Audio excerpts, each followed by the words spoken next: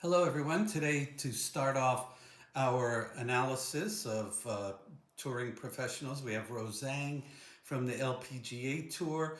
And what I want to do is point out some of the good things and some of the things that I think might be a hindrance for her moving in the future.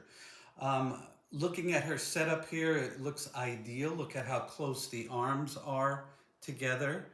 And nice wide stance for foundation and power. The only thing I would be a little bit against is the left foot seems to be more perpendicular to the line of her target line instead of flared out a little bit to allow the hips to turn more freely on the finish. So, other than that, she looks well established in her setup. Knees look good, hips and shoulders. So, as she takes the club back, it's more of a one piece takeaway. She doesn't start cocking the wrists until later. And when she does start cocking the wrists, what you'll see is she gets really high the top of her backswing. So, youth allows us to be able to turn a little bit more, but with more turn comes more room for error. And I strongly suggest that people, even at a younger age, try and only take their um, backswing only to about, with their hands, about shoulder high or just above shoulder high. Otherwise, like I said, there's too much room for error. Now for her here, she gets started, she gets way up there and she gets started on the way down. And at this point, her hips are moving perfectly. She's starting to unwind. The right elbow, we can't see the right elbow, so that tells me right there that the elbow is a little bit too much on the outside, which means her arms have separated from that good position she was at address. As she continues to go down into the hitting area, we're going to stop it right about here. And you can tell that the right elbow is slightly on the outside of her right hip. Not too bad though.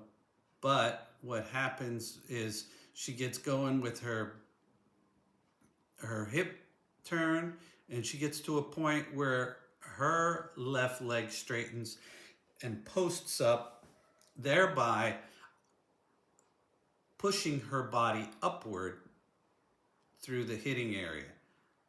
When that happens, as you can see, it goes up, stops, and then continues to turn.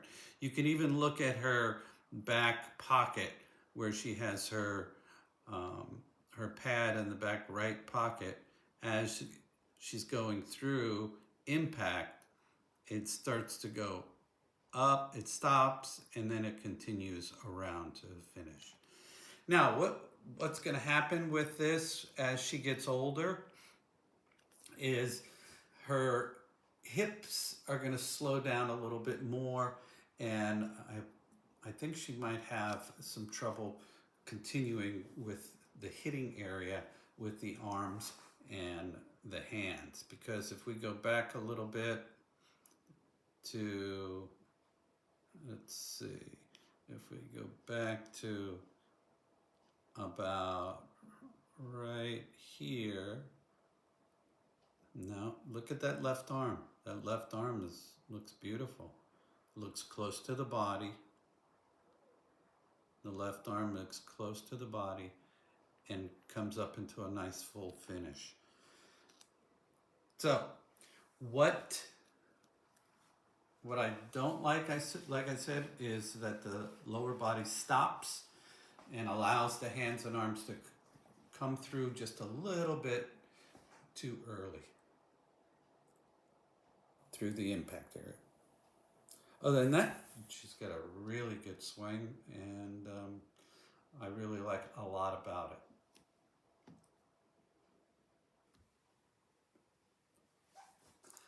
Okay, so now let's take a look at Rickie Fowler and his golf swing. As you can see, as he's getting ready to set up, he will set the club down behind the ball and then pick it up and then set it back down again. That's kind of his waggle situation. And when we look at his setup, Rickie has a pretty good setup. His shoulders, his hips, and his legs are pretty square to the line, to his target.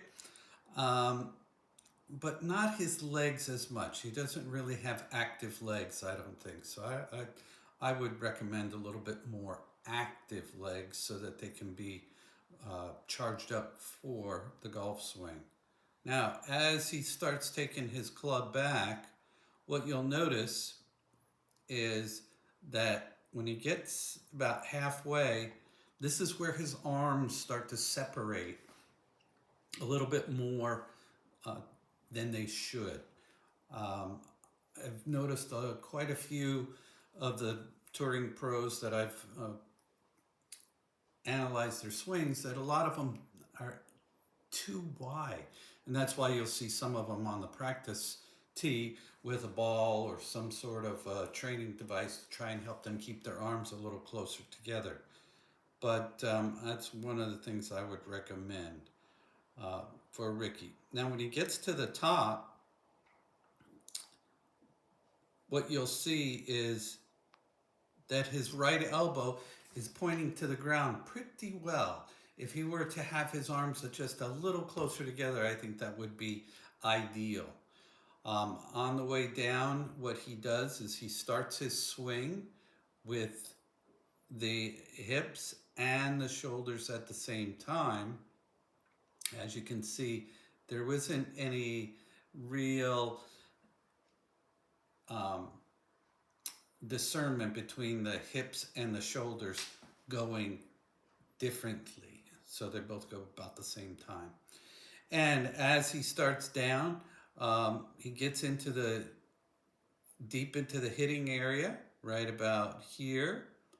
And what happens in Rickie's swing is he starts to straighten up with his legs. As you can see, the lower body starts to stiffen right before he gets to impact. It comes up. There's an upward movement in his motion that is not advisable. Mainly because once he stops rotating those hips and stiffens the legs, the arms and the shoulders and the hands have to fire. And when they have to fire, then if he's not in a good spot in the hitting area, his shot can go awry. So a lot of emphasis is on the lower body to be continuously turning. Hogan was one of the best at that. Just his hips just kept turning from start all the way to finish. No stop through impact, and having the arms and hands pull the hips the rest of the way around. So there's Rickie.